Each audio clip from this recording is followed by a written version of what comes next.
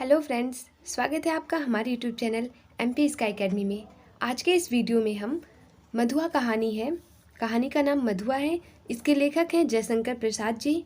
इस कहानी के बारे में हम देखेंगे और इस पर प्रश्न बना है, उसका उत्तर कैसे लिखेंगे वो हम देखेंगे। कहानी कला की दृष्टि से मधुआ कहानी की समीक्षा कीजिए। तो कहानी की समीक्षा करने के लिए कहा गया है। जब समीक्षा करने के लिए कहा जाए तो हम कुछ हेडिंग वाइज लिखते जाते हैं। इस तरीके से हम अपना उत्तर देते हैं। सबसे पहले शीर्षक लिखा जाता है, फिर कथानक, पात्र एवं चरित्र चित्रण। इसी तरह से इस उत्तर को हम लिखते हैं। तो देखते हैं कैसे लिखेंगे। शीर्षक में क्या लिखना है। कहानी का शीर्षक मधुआ है तथा इसके लेखक जयशंकर प्रसाद जी हैं। कहानी का जो शीर्षक है वो कहानी का नाम रहेगा, मधुआ इसका नाम है, तथा इसके लेखक जयशंकर प्रसाद जी हैं और लेखक जयशंकर प्रसाद जी हैं। इस कहानी में एक छोटे बच्चे का नाम है मधुआ। अभी एक कहानी का नाम मधुआ पड़ा है, तो मधुआ है क्या चीज़? तो मधुआ एक छोटे बच्चे का नाम है। मधुआ एक निठल्ले और आलसी व्यक्ति के श्रम उत्पादन की प्रक्रिया से जुड़ जाने और एक अनाथ बालक के जीवन पोषण के दायित्व को स्वीकार करने के सकर्मक मूल्य की प्रतिष्ठा की एक अर्थपूर्ण कहानी है। अब इस मधुआ कहानी में मुख्य रूप से बताया क्या गया है, किस चीज़ के बारे में? तो एक आलसी व्यक्ति रहता है, वह मधुआ जो बच्चा है छोटा सा, उसकी वजह से वो श्रम उत्पादन करने लगता है, यानी वो कुछ काम करने लगता है। वो आलसी व्यक्ति कुछ काम करने लगता है और ये मधुआ अनाथ बालक रहता है। इसके जीवन पोषण का कार्यभार वो खुद पर ले लेता है, उसका उत्तरदायित्व वो संभालता है। अब इसके बाद हम कथानक लिखेंगे नेक्स्ट हेडिंग में। कथानक में लिखना क्या होता है बता दें आपको कि जब आप किसी मूवी को देखते हैं तो भले ही 2-3 घंटे की मूवी आप देख लें, लेकिन यदि आपको किसी को बताना रहे कि मूवी में मुख्य रूप से हुआ क्या था, किस चीज़ पर मूवी बनी थी, तो आप उसे लगभग 2 से 5 मिनट में, ज़्यादा से ज़्यादा 5 मिनट में आप बता देंगे। बहुत ही शॉर्ट फॉर्म में आप बताएंगे। वही चीज़ आपको कथानक में लिखना होता है। कहानी को आप पढ़ेंगे तो ये कहानी बड़ा होगा, लेकिन जब आप इसे लिखेंगे कथानक में तो ये आप छोटे रूप में बता देंगे। सबसे पहले बताएंगे आप, कहानी का शीर्षक भले ही मधुआ है परंतु केंद्र में शराबी है।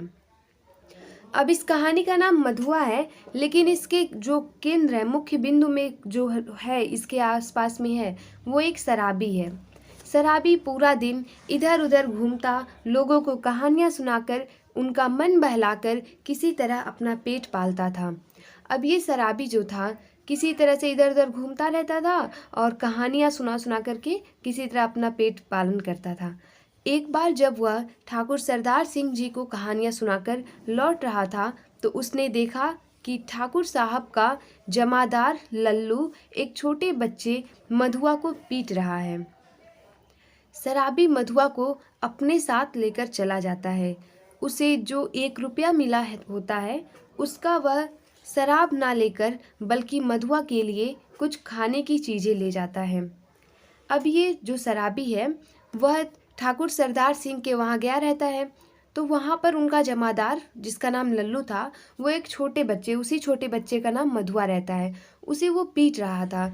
तो इसी शराबी ने जब देखा कि वो मधुआ पीट रहा है, इतना छोटा सा बच्चा है और उसे पीटा जा रहा है, तो इसके मन में कुछ उसके प्रति करुणा आई और वह उसे अपने साथ लेकर के चला गया।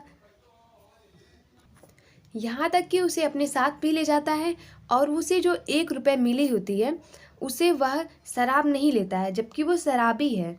उससे उस 1 रुपये से वह मधुआ के लिए कुछ खाने की चीज़ें लेके जाता है। उसके बाद देखेंगे, रात बीत गई, सवेरा हुआ।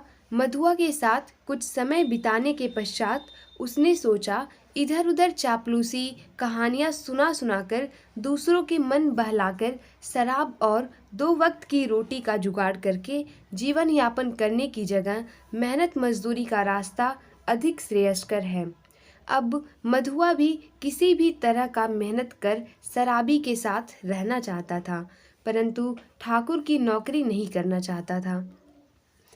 अब इस तरह से मधुआ को वो शराबी लेके चला जाता है और इसमें और भी बातें हुई होंगी, उसके बाद से ये शराबी सोचता है कि इधर उधर घूमने से, कहानियाँ सुना करके किसी तरह बस अपने ही खाने के लिए किसी तरह से जो जुगाड़ करता था वह, उससे बेहतर है कि वह कुछ मेहनत मजदूरी करे।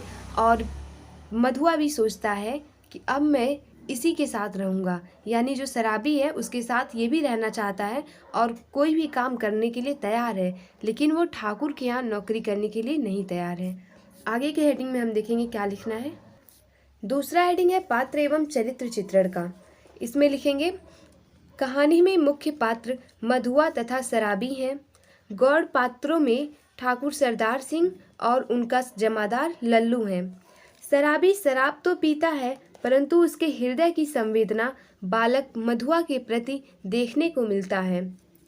उसके पास जो 1 रुपया था उसका वह शराब न लेकर बच्चे के लिए खाने की चीज़ें खरीदता है। मधुआ उस ठाकुर की नौकरी नहीं करना चाहता था, वह उससे स्वतंत्र होकर मेहनत से शराबी के साथ रहना चाहता था।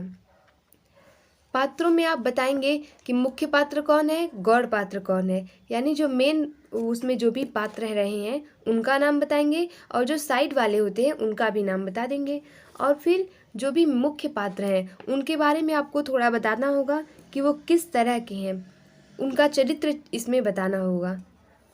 नेक्स्ट लिखेंगे हम तीसरे नंबर पर संवाद। संवाद में लिखते हैं बातचीत क्या हुई है। इसमें लिखेंगे हम यह कहानी संवेदना से परिपूर्ण है। शराबी ने मधुआ के प्रति अपनी संवेदना व्यक्त की है। वहीं जब शराबी ने मधुआ से पूछा कि वह पेड़ के नीचे रात बिता सकता है या नहीं, तो मधुआ ने कहा कहीं भी रह सकूंगा, पर उस ठाकुर की नौकरी ना कर सकूंगा। कहानी में संवाद पात्रानुकूल है। जब शराबी मेहनत मजदूरी करने के लिए अपने आप को तैयार कर लेता है तो वह मधुआ से कहता है, अच्छा तो आज से मेरे साथ साथ घूमना पड़ेगा, यह कल तेरे लिए लाया हूँ, चल आज से तुझे शान देना सिखाऊंगा। कहानी में संवाद हृदय स्पर्शी हैं। संवाद में आपने वो लिख लिया जो भी इसमें बातचीत हुई है, आप यही लिखें या फिर आप कहानी का कोई भी संवाद उठा करके लिख सकते हैं। जो 2 लोगों के बीच बातचीत हुई है उसे आप लिख सकते हैं। चौथे नंबर पर हम देश काल वातावरण लिखेंगे। देश काल वातावरण में आपको ये बताना होता है कि इस कौन से वर्ग के लोग इसमें रहे हैं, जैसे मध्यम वर्ग हुए, निम्न वर्ग, ये सब आपको बताना पड़ता है। तो इसमें हम लिखेंगे इस कहानी में ठाकुर सरदार सिंह का धनी वर्ग तथा शराबी के गरीब निम्न वर्ग का चित्रण है, जहाँ मधुआ नौकर बनकर ठाकुर की हवेली में रहता है तथा अत्याचारों को बहुत ज़्यादा दिनों तक सहन नहीं करता और शराबी के साथ चला जाता है। इसमें सामंतवादी प्रवृत्ति भी है, जिसमें मधुआ इसे त्याग कर स्वाधीनता को अपनाता है। स्वयं गरीब होते हुए भी शराबी ने अपने ऊपर बालक के जीवन पालन पोषण का दायित्व लिया एवं अपने आप को बदल लिया। इसके बाद हम 5वें नंबर पर भाषा शैली लिखेंगे कि इसमें कौन सी भाषा शैली का प्रयोग किया गया है। कहानी मधुआ के भाषा की प्रकृति यथार्थ परक है। इस कहानी में यथार्थ का चित्रण करते हुए सामान्य जन व्यवहार की भाषा का प्रयोग किया गया है, जैसे टीस, एकाध, ढेबरी, सोंधी, बाँस। जयशंकर प्रसाद की इस कहानी में विवेचनात्मक शैली है। 6ठे नंबर का हेडिंग हम लिखेंगे उद्देश्य। उद्देश्य में क्या लिखना है, शोषण और अन्याय की वर्चस्वशाली संरचना के प्रति आवाज़ उठाना इस कहानी का उद्देश्य है। इस कहानी को लिखने के पीछे जयशंकर प्रसाद जी का क्या उद्देश्य रहा, वही आपको इस उद्देश्य में बताना है। सामंतवाद से मुक्ति तथा स्वाधीनता से रहना जैसा कि मधुआ ने किया, इस कहानी के उद्देश्य में दूसरों के प्रति संवेदना का भाव रखना भी है। यानी कि जैसा कि शराबी ने अपनी संवेदना को दिखाया और उस बच्चे का जो जीवन के पालन पोषण का दायित्व अपने ऊपर लिया, वो संवेदना इसमें ये दिखाया गया इसके उद्देश्य में। और जो मधुआ ने किया कि वो सामंतवाद से मुक्त होकर एक स्वतंत्र होकर के जिया, वो स्वाधीनता में आना चाहता था, इसलिए वो शराबी के साथ चला गया और ठाकुर की नौकरी उसने छोड़ दी।